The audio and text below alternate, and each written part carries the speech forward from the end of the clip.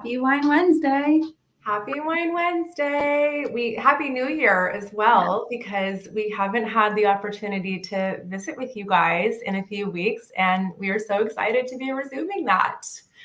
All right, yes. Happy New Year. Happy New Year. Also, as you guys can see, we have a beautiful guest with us today, Christine Sarno. I'm so excited to share her with you guys. I had the pleasure of meeting her online, love 2024, several weeks ago, and we connected via phone, and I just love her. I love her ethos. I was like, we've got to get you on the podcast, and she agreed.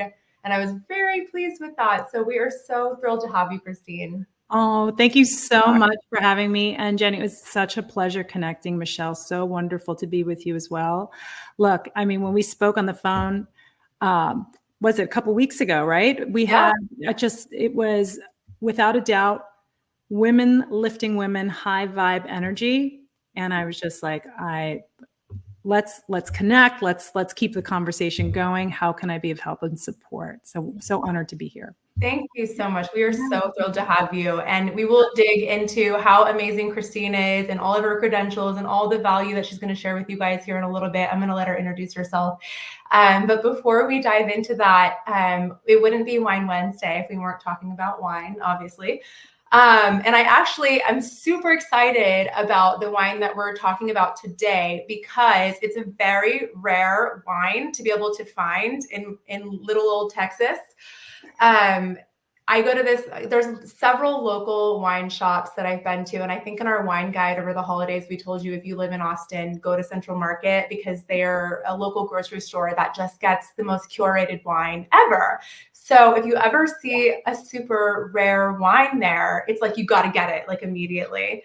So this is Ochi Pinthi, SB68, and it is a Sicilian red wine. I love Sicilian red wine because I'm not the girl that loves like really big, bold reds. And these are just light and easy drinking, and they pair really well with food. So this one is 70% Frappato and 30% Nero d'Alva. And Nero d'Alva is known for having a little bit more body. But this to me drinks like a really, really interesting Pinot Noir with a lot more character.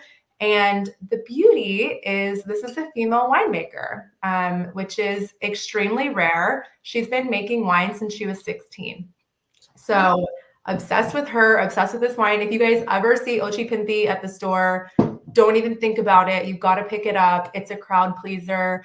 And she actually made it for like a girls' night pizza wine pairing type of vibe. So it's perfect for that if you guys are wanting to pick up something. It's a little bit, I know we talk a lot about white wine on here because I live in Texas, but it's getting cooler. So it's been really nice to kind of transition into the red wines. And you guys should definitely try this one. I don't know if you're going to be able to get it in New York. You might be able to get it in the LA area though, Christine. I was just going to say, like, I'm actually going to make a note of that. Do you know, because obviously tell me if you know, but sometimes the best wines show up at my local Trader Joe's. And yes. And so, you know, I can go obviously to a wine shop. I'm going to look for that. I'm actually going to give that a try. So thank you for the recommendation. But sometimes I find these great wines at like Trader Joe's, and it's amazing. So I know, you know, it's funny. We've got a lot of folks over there. When I first started learning about wine, I used to pop over. I lived near one, and I popped over there, and there was a gentleman that was always so helpful, and he was so patient with me, because it's like, when you get to his level of like knowing as many things as you know about wine, somebody that's like, oh, I want it to taste like X. And he was so patient with me. And he actually recommended that I buy the book Wine Folly. And that's kind of what got me on this path. So lots of really knowledgeable people, and there's great wine everywhere. You don't have to spend $1 million to get good wine, which is literally what we always try to bring, you know, lesser known varietals. Italy's great at that. If you want to get wine that drinks above its pay grade, Italy is so good for red and white. I love this. I just got an amazing tutorial, and now I'm adding a new wine to my list. So thank you. That's me every week. I'm like, wow, I learned this. And then I go like tell my boyfriend everything. Thank you. He is educating me so much on wine. Oh my gosh, it's an expensive hobby, but it's fun. and you like make me want to learn more about it too. But now I think I've actually been like more into white wines, where in the past I've been more like in the reds and just listening to Jenny trying those. Like, It's totally my fault though, because you're in New York and so you get much colder weather. But like as we've been going through this, it's been like hot, hot, hot, hot. And I want to drink white wine when it's hot. I can't help it. Look, I mean, this past weekend we had a couple of days here in Southern California, which I mean, nobody's breaking out a violin for me here, but it's like we're in the mid 70s. It's the end of January and we've got spring/almost summer weather. And so the idea of drinking red, which obviously I am a red and a white drinker, and I also love my bubbles. But, you know, when the weather is warm like this, we're already thinking about white wines and lighter wines. And so, yeah, so the fact that you've got some other recommendations for us to think about, I think it's just wonderful. Appreciate it.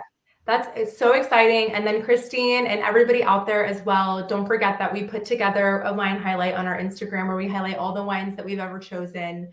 And, you know, we like to provide some insight as to where you can get it, and then also price points so that you know if it falls within the confines of your budget. So definitely have those resources for you guys if you're trying to impress somebody at a dinner party, or if you just want to drink some good wine. I mean, there doesn't have to be an occasion for that. It's literally anytime you want to. But let's get into, I definitely want to get to where Christine can talk and chat with us. So let's get into our rose thorn. Michelle, we'll start with you. And you know what, if you want to, you can just pull your rose thorn, since it's been like a month since we've chatted with everybody. So you can just pull the highlights from that or the week or however you want to play it. Let's see. I guess we'll do kind of like the month of January. So my rose was, I actually spent the month in Florida, just got back to New York yesterday. Big change in the weather, but it was really fun and had a like really nice time. It's always nice getting to be able to travel there and work from there for a whole month.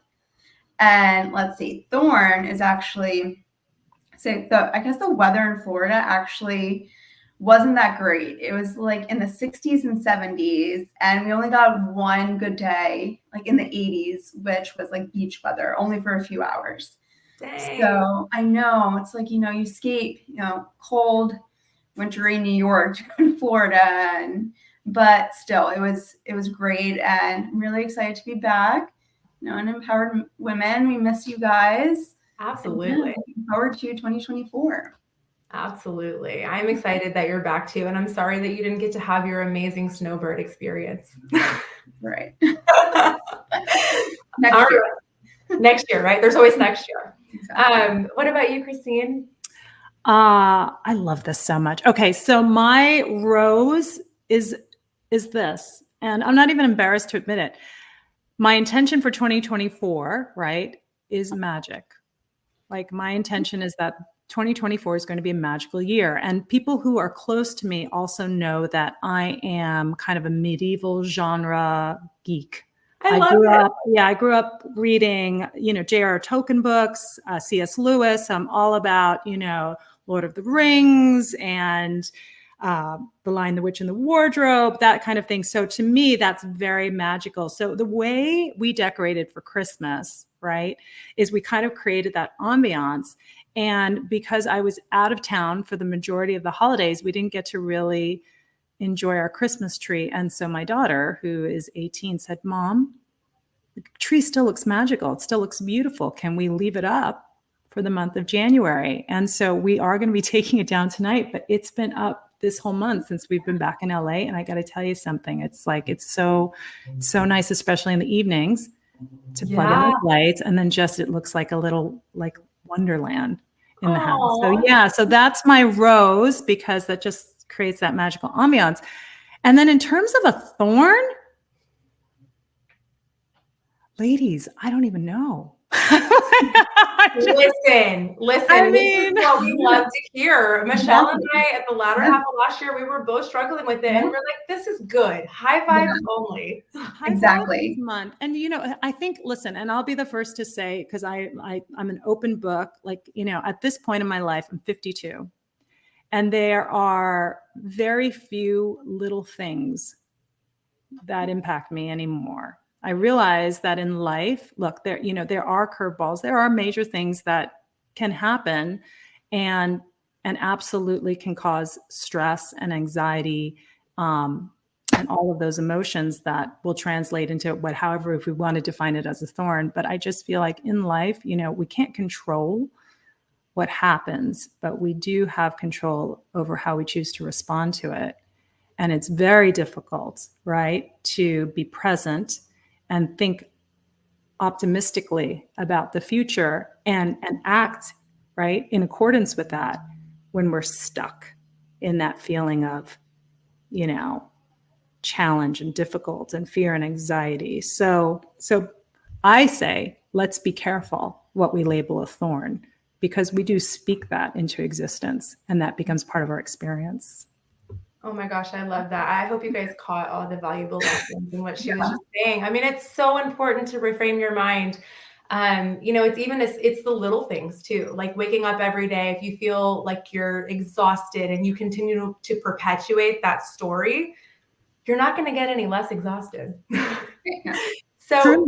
It's just making sure that you're reframing the narrative to the best of your ability within reason. Obviously, there are things that are going to happen that are going to be anxiety inducing in your life. And it's just how you manage them and honestly using those experiences to reframe things. And I mean, that really hits home for me, Christine, because I guess I'll delve into my rose and thorn now. So my rose is after a 27-day long fat battle, my dad has gone to rehab on Monday from the hospital. And he had an accident on Christmas, and it's been, one of the most treacherous months of all of our lives. But, it's interesting when you see your parents in a scenario that you never expected to see them in, and all of the characteristics that they embody that you hope to embody and live up to. And people have always told me my whole life, like, Jenny, you're so resilient. Like, I keep hearing that over and over again. And I 100% got that from my dad. He is literally the most resilient human being that I've ever had the pleasure of knowing. And watching him over this past month overcome all the things that he's had to overcome, I mean, I can't think of a better blessing. Like, it's just been the most amazing thing. And the best news that we could have ever had happen this week. And I'm ecstatic about it. And it's funny because you say, like, reframing what we label a thorn. Like, I could be like, woe is me. Like, he's been going through this whole time. It's been horrible. But all of us just choose to come from a place of hope and a place of, hard work and getting back to the way that things needed to be. And it's just been truly beautiful to watch my dad's mental fortitude and how he's been able to respond to the chain of events that were so unfortunate for him, and the lemonade that he's been able to make. So that is definitely my rose. And I'm so ecstatic for him and my family and the progress that he's making. And then my thorn is, they say when it rains, it pours, right? So during all of this, we were doing our foundation work on our house. So we had to move everything out of it, and it basically turned into a construction zone. And my thorn is, we're still not back in my house. No. Oh, I'm sorry. You could tell from your change of scenery. I know, this is my new background. We're living with my sister, who's been so gracious to welcome us with open arms. So this is her workout room. Hopefully next time we chat with you guys, we'll be back in my house with all my bookshelves. It'll be great. Jen, do you have is there an ETA? Is there a time when that's been established when you can get back into your house? There's an ETA, but you know how that goes in contractor speak. Yeah. So hopefully next week. Honestly, like, we're in the home stretch at this point, but it's just, it's inconvenient when you don't have all your stuff around you and your routine and what have you. Mm-hmm. Definitely. Well, we're sending good vibes. Yes, that happens quickly. Yeah. Next time we chat, everything will be in working order. But without further ado, I really, really want to spend some time on our special guest, because like I said, I instantly knew high vibes, instantly knew that she was my kind of gal, and she has so much to share with you guys. and, you know, quite the extensive background that has landed her where she is now. So Christine, will you tell us a little bit about your story, your background, how you ended up where you are now with your financial coaching business? Thank you. Yes. And I appreciate the invitation to do that. So really, I think this has been such a special and lifelong journey for me, because I learned, you know, the clarity of having what your purpose in life is. And I think we have more than just one, but there's always been kind of this ongoing desire to support and lift other women. And that's really tied to my own background. I'm the daughter of an immigrant mother. My mother was born in Taiwan. My mother was also born in very extreme poverty. She grew up in rural Taiwan. Her father passed away when she was 3. She had 2 older siblings, and my grandmother actually had to bus to the next town over to basically make meager wages to take care of her children. And so my mom didn't even know what like a healthy meal was, like a full, healthy, nutritious meal was, until she was 5. So she suffered from malnutrition, and it was a grind for Mom. In her early 20s, she met my dad. My dad was American. He passed away when I was 28, but was in the Air Force and the military, basically took his engineering background to the private sector, and then, you know, got a very high level position with a semiconductor company. And if you're familiar with that industry, you know, I think it's about 90% of all semiconductor technology output, right, comes from that country. They fell in love. I mean, my dad met my mom. She was into American music at the time and Motown music. So in the late 60s, she and her girlfriends would go dancing at officers' clubs so she can listen to her favorite music. And my dad was there, you know, with his business colleagues. He saw my mom on the dance floor. He asked her to dance, and they fell in love. It's a movie. It's a movie. It's a movie. You know, my sister and I were born, and I would say that I would love to continue the story and say it had a fairy tale ending. But my mom picked a partner who was dealing with addiction issues. My father was an alcoholic, and not only that, he was an abusive alcoholic. So verbally, mentally, emotionally, and physically to my mom, and then to my sister and I growing up. And when I was 3 years old, my father decided it was time to move back to the States. And my mom, not understanding kind of what was available to her and not having any financial resources of her own, believed my dad when he said, "I will take the girls if you don't come with me, and you will never see your children again." So she moved to this country under duress, pretty much against her will, and barely spoke English. So you can imagine what life was like for my mother those first couple of years. Very challenging. Very, very challenging.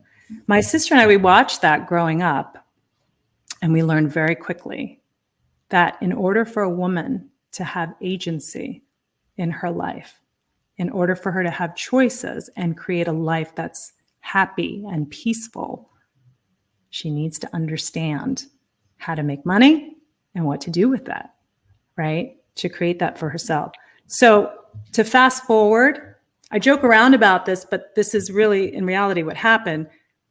I went into sales, right, and business development, because the idea of earning money and having control over my income was and I'm the extrovert, right, in the family. So that was very meaningful for me in terms of creating this idea of what a financial ecosystem is supposed to look like that represents independence for a woman. And my sister became an accountant because she wanted to learn how to control money. So, she wanted to learn how to make it work for her, right? So that's the direction that the two of us went in. And I would say the better part of my career was actually spent in sales and business development. You know, the first 2 decades really focused on opportunities where I was able to earn uncapped commission, right? I was able to get equity, right? in the companies that I work with. And my background is predominantly in media and promotional services, and even in the tech space for a certain amount of time, because I was much more focused on earning. Simultaneously, out of necessity, right, I became basically this independent student of personal finance. And this started even in high school. Like, I opened my first savings account the moment I got my first job, right, at 15. In college, there were many Saturday nights where I chose not to party with my sorority sisters because I really wanted to understand the basic fundamentals of investing and what can I do, right, in terms of how to save, how to invest, how to make sure I'm not graduating college with debt. Yeah. Right, working 3 jobs and going to school full time, but I was very mission focused on how do I create this for myself. So when I got my first job working in New York with a major media company, and I was able to access a company 401k, I put away as much as I could, right, to leverage the company match. And not to say that this is what any woman should be doing, but I was so mission focused on creating financial independence for myself. Like, I had many nights where I was just eating ramen because I'd rather see that money go into my retirement fund. So I'm not saying this is a blanket approach to do this, but I was like, I understood the concept of compounding. I understood what a company matches and how that's high octane fuel, right, for my retirement plan. So this is kind of the life that I created, and I started developing my version of wealth very early on.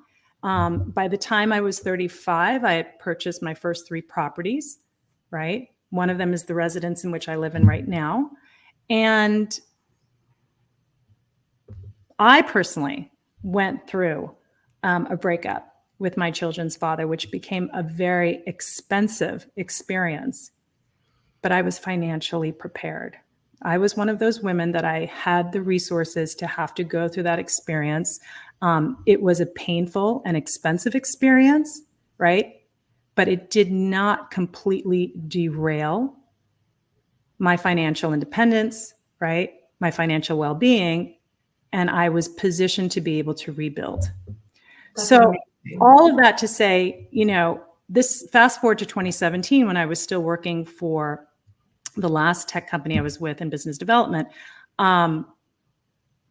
women were actually reaching out to me to find out, what can we do, right, to earn more money? Christine, you've negotiated these great compensation packages with all of these different companies. You negotiated equity. One of these companies IPO'd, and that really translated into some good money for you. And so, as a side hustle, I was actually teaching women how to negotiate stronger compensation packages for themselves, knowing that, we still struggle with the gender wage gap in this country. And quite frankly, we are already at a disadvantage because we have less to deploy to our goals, right, than the guys that are working at the same level.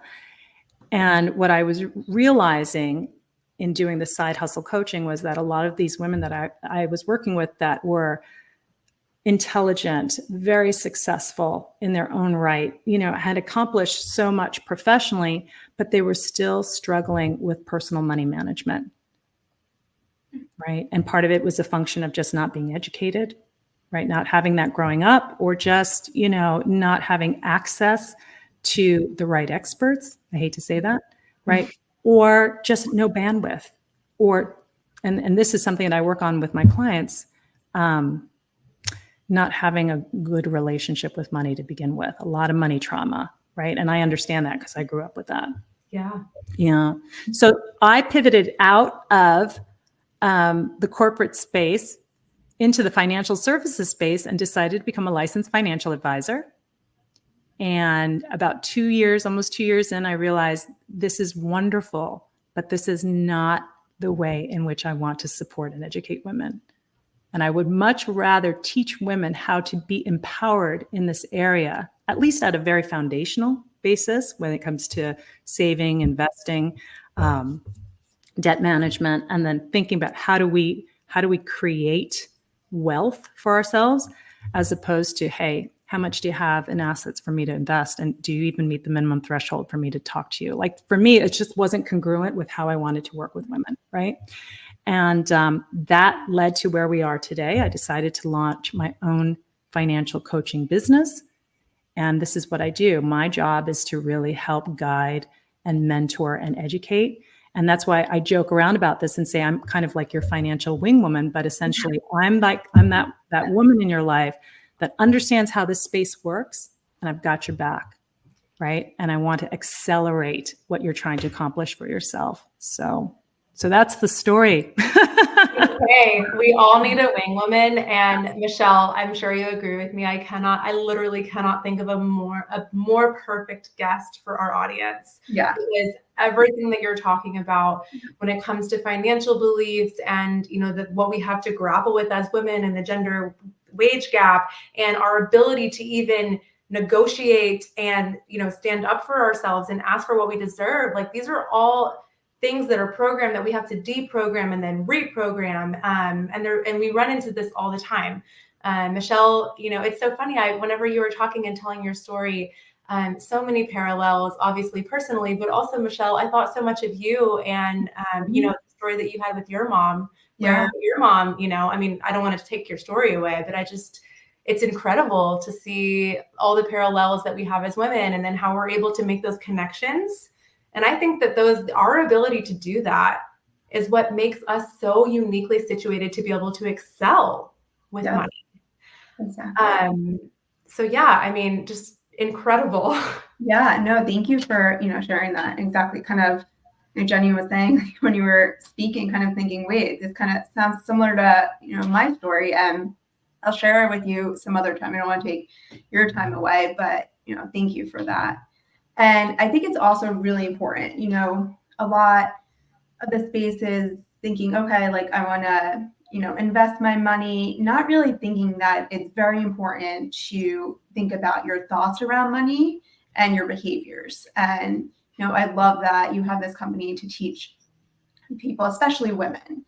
And, what are some of the common beliefs that you see women embodying surrounding finance, and how do you help them debunk them? There's so many. Michelle, thank you for asking that question. And I do want to hear your story too, because I want to be there and just say, I get you, girl. Right. So yeah. And thank you for choosing this industry as well, because something tells me your experience has inspired you to create shift and impact for others, which ultimately does that for you. Right. So, a lot of I tell you, probably some of the most common concerns and comments that you've probably experienced as well. I'm not good with money, or I'm overwhelmed by the stock market. I don't understand it. Therefore, I just don't want to invest. Right. Or if I have too much money, right? If I'm successful financially, like my loved ones actually won't love me as much, right? I can't do better than my parents, right? Or my significant other. Oof. Might be, right, uncomfortable with my financial well-being and success. That one's a hard one. That's a tough one, because we have to peel back more layers of that onion, right? But I think those are some of the most common. A lot of women are like, is it too late for me?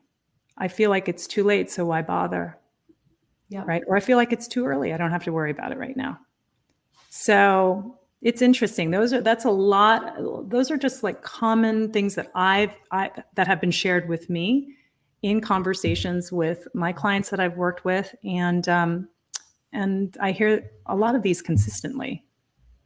Yeah. It's interesting that you say it's too late for me, because I have found, especially since I've started to be much more involved in a community of attempting to do as much as I can to empower women and put them in a position of strength where they feel like they can advocate for themselves and ask for things that they deserve and start to gain more knowledge in this area. I have found that many of my peers who reach out to me say just that. I don't know if anyone would want to work with me and give me any guidance because, I just waited too late and I didn't really do anything about it. And I don't really know anything about this. And I'm only really good at my job that I do every day. And I feel like that is from years of bad programming. And it's something that has to be fixed before you can move on to the actual doing anything about it. 100%. 100%. When I work with my clients, I remember at the firm that I was with, right? We have a process, right? And we go through something called a fact finder, right? Where you're literally asking questions to get a better understanding of that person's financial situation, right? And what their goals are. What I wish was standard SOP is that we actually spend a significant amount of time before that step even happens, really going deep on what a person's relationship is with money, has been with money, whether it was in childhood, whether something that might have happened recently, like a divorce or somebody walking away from a personal relationship because of money that was devastating to them, or, whatever. We could go down the list, and really helping that person understand what their emotional attachment is to this tool that on its own has no other meaning except for what we place upon it. Yeah. Because until we can really start to bring that stuff to the surface and talk about it, right, and heal it. And I'm not a psychologist, but, part of talking about it is really bringing things from the subconscious now to the conscious so that we can address it. We want to start to create a space where there can be a new relationship with money, one that's positive and one that allows that individual to feel empowered, right? Because I've seen it. We've all seen it. Like, the best laid plans and strategies are wonderful. It's a wonderful roadmap on paper, but if somebody is not feeling that they deserve the success, or they're not feeling secure or confident about being able to create the future that they want, this is just paper. It's just strategies on paper. They're not inspired to take action, right? Or consistently take action, right? As aligned with the plan. And so I think it's really important. I generally go through at least 1 or 2 sessions with my coaching clients where we go deep on this stuff, because it's so important. It's even being able to just understand how we feel about money and what we want it to help us accomplish in our life is the first step before even understanding. I think a lot of women are just confused about, what do I want to create? Like, what are my goals? Yeah. I don't even know how I feel about money. I don't even feel confident about the future. So if somebody's asking me for my top 3 goals, it's like retirement. But what does that mean? Right. Right. Right. And how passionate and inspired and committed am I to creating that? So with that said, I think it's so important that we take the time to really understand what our worldview is on money, right? And if it's not a healthy one for us, right, we need to attack that first. Yeah, and I think it's so incredible that you go into the psychology of money, because it literally governs so much of our worldview, and specifically for women, I feel like because we value security, we're constantly in our heads about it, right? And I feel like it governs most of the decisions that we make. So because so many people aren't always ready to take the next step, to hire somebody like you who can really turn things around for them. And I'm a huge believer in democratizing advice when people are trying to put themselves in a position to take that leap, right? What advice do you give to women who maybe aren't ready to take the leap, full dive in, but they want to start to make little changes in their lives to where they can start to think about their financial future in a better light? Honestly, financial literacy is one of the most powerful tools that a woman can actually, allow herself. She's got to choose it, right? But allow herself to experience. And so, like, we live at a time where information is accessible instantaneously, right? I joke around about it. Like, when I grew up, like, I had to go take out books in the library. Like, I didn't even have, like, there was no Google then when I was in college, right? That's how old I am. So, but if we think about it now, it's like with the ability to access any and all resources, right? It's time to start looking for amazing books, right? That resonate with you, right? Thought leaders in the space that resonate with you, right? If you're the type of woman that wants to understand and learn from women, there's tons of women, right? Available and have published books and have YouTube channels and have newsletters. And it's all about just taking the time. And I say this to my clients. I'm like, girl, you were on social media first thing in the morning for a good 20 minutes before you even had coffee. So if you're going to do that, I want you to allocate the same amount of time every day to reading that personal finance guide, that newsletter.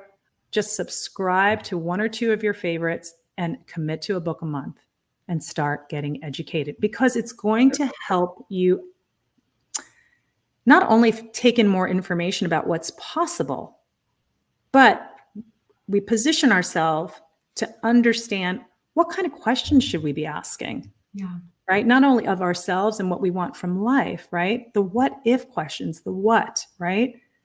What can I create? What is it that I want, right? What's possible for me, right? And you want to talk about psychology. When we get to that place where our brain is in that, the prefrontal cortex is kicking in, we're in strategic thinking mode, right? This is when we start to be able to develop that vision of the future and have a picture of it and get aligned with it. And we seek answers and we seek solutions and that sort of thing. But if we do nothing, and we constantly stay in a state of fear, and the amygdala is doing its job and keeping us in a state of fight or flight, right? Or freeze, we stay where we're at.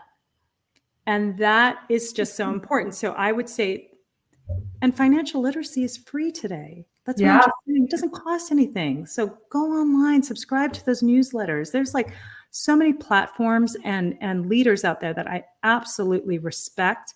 And, but it's all about choice, right? So if we want to choose different, we've got to be able to choose ourselves and say, look, financial literacy is self-care. Do I care about myself? Do I love myself? Then yes. I've done my social media scrolling for 20 minutes, and now I'm doing 20 minutes of reading, right, on how to improve my financial well-being.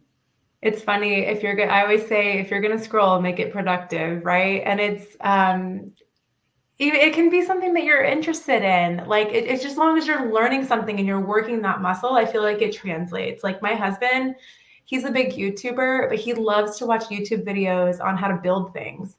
And I'm like, you know what? You're still learning something. That's great. Like, you don't always have to be doing something that makes financial sense, right? It doesn't always have to be about finances, but once you start to work the muscle, then you get in the habit, and then you can start to find somebody who is your jam, right? Because not every financial guru is going to be your jam, but you will find somebody who is, and then they're going to be helpful in that arena. And it's so funny. I feel like I'm going to put you on the spot, because I nerd out about books. I'm an avid reader and I love reading. So what would you say? What is one of your favorite financial literacy books that you felt like was really approachable, that you recommend to people when they want to get started? In terms of personal finance and just kind of like a pragmatic approach to our finances, I'm a big fan of Ramit Sethi. I Will Teach You to Be Rich. Ooh, okay. It's a very good book. No, and I read that book, I don't know how many years ago, and it's one of the ones that I actually do recommend to my clients, but it just talks about like basic fundamentals of just how to automate your payments, right? How to just make sure that, you're managing your credit cards properly, Yeah. in terms of debt pay down, you know, and things to think about as it relates to how to deploy money in such a way that you're living life that's meaningful, but at the same time too, you're creating financial health for yourself from a personal finance management standpoint. The Psychology of Money, Morgan Housel's an excellent book. Excellent book. I love that book. And I give it to all my clients who are just starting to get their feet wet in terms of understanding how to view the market, right? You know, and I want them to understand the difference between strategic investing and what it's like to do the equivalent of taking your money to Vegas and throwing it on the table. Like, you know, just like, right? Is it like in understanding? So that, I think that's an excellent book. I will say another great book that I recommend to my moms is, and only because I think he did a good job with this book, but it's Rich Dad, Poor Dad for Teens. I gave each of my kids a copy of that book because I wanted them to understand what it means to create wealth. And, you know, the idea of positioning your money in a way that it's working for you, right? What can you be doing with your money to create additional streams of income, right? To help build the future that you want, and not necessarily subscribing to the idea of basically trading time for dollars. Yeah. It's incredible that you're able to provide such a valuable resource to your kids at a young age. I read Rich Dad, Poor Dad when I was 26 for the first time. And I remember learning about the cash flow quadrants, and it was mind-boggling to me. And I was like, why didn't anyone tell me this before? Why am I today years old learning about this? Well, they don't teach this in school. No. They don't. I will say, you know, here in Southern California, my son, but again, it's not a requirement. It's not an educational curriculum requirement for our children to learn basic money management skills, right? Or even how to invest in stock, all that stuff. So my son was fortunate enough to have an economics teacher that built kind of personal finance into the curriculum when he was a senior in high school. Wow. And which I think is wonderful, but in my opinion, way too late.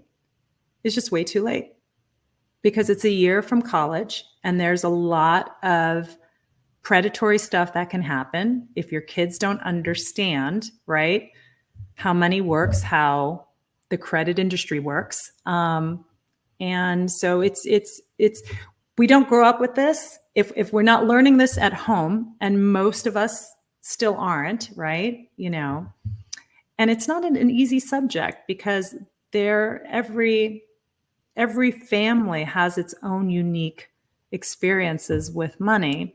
And so there's no one size fits all approach, right, to teaching personal finance skills and money management.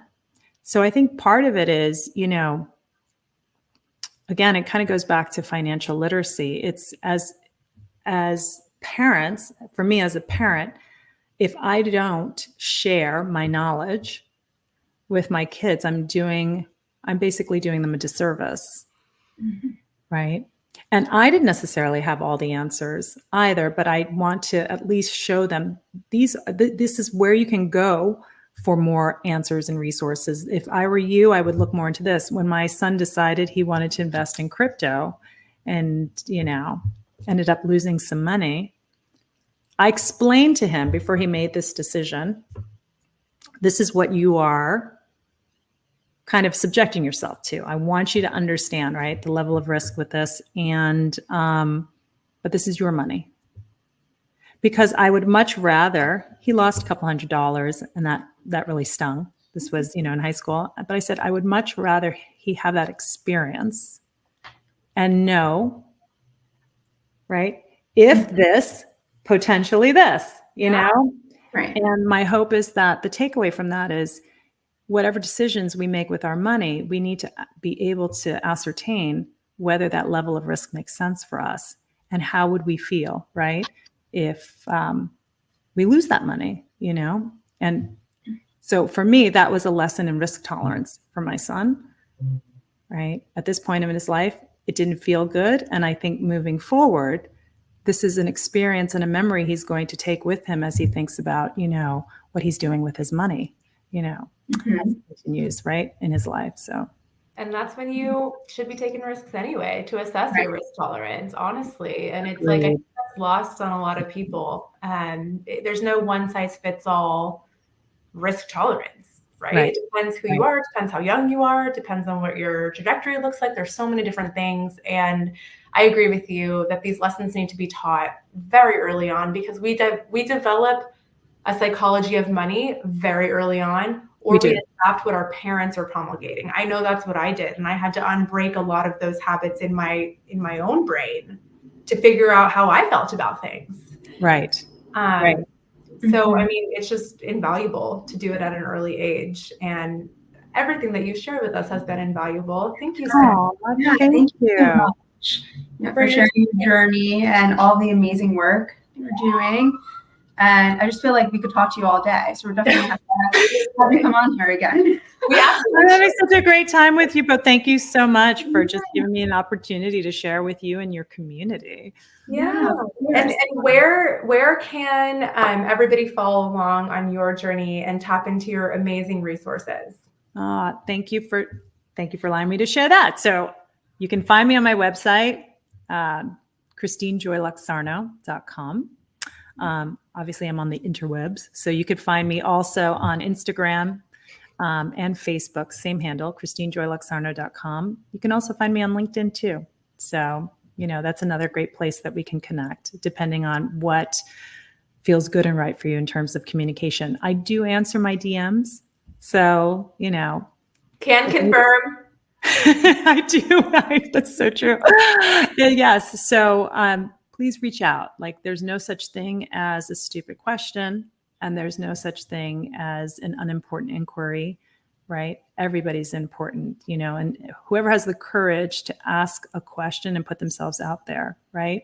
That to me is wonderful. That's already a first step in self-love.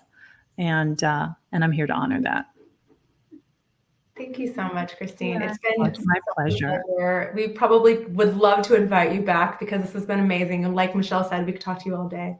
I feel the same way. I'm so grateful to be with you both. And thank you both for doing the wonderful work that you do in this space, because it's also women like you that's really creating the shift and the change that women everywhere need. So thank you. Absolutely. Thank you. And representation matters, you guys. And also, if we don't chat with you before, make sure you're tuning in for the Taylor Swift show. I mean, the Super Bowl. I love you. Amazing. Anyways, well, happy Wine Wednesday. We hope you guys enjoy your wine, and we will see you guys next week. Yeah.